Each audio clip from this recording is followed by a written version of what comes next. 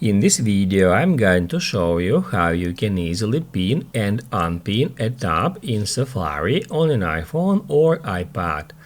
Be sure to watch the video to the very end so you don't make any mistakes. Let's get started, guys. I'm gonna show you all the process from the beginning, and first off we need to open up Safari and then tap right here at that button to see all our open tabs. As you can see now at the very top, I already have two pin tabs here.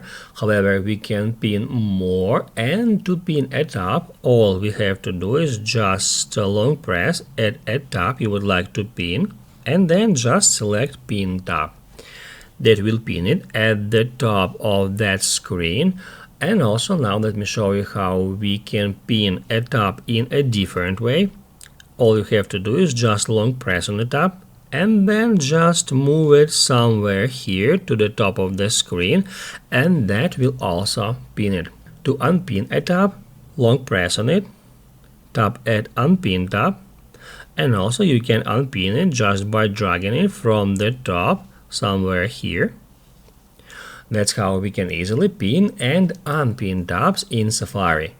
If this video was helpful for you, don't forget to hit the like button.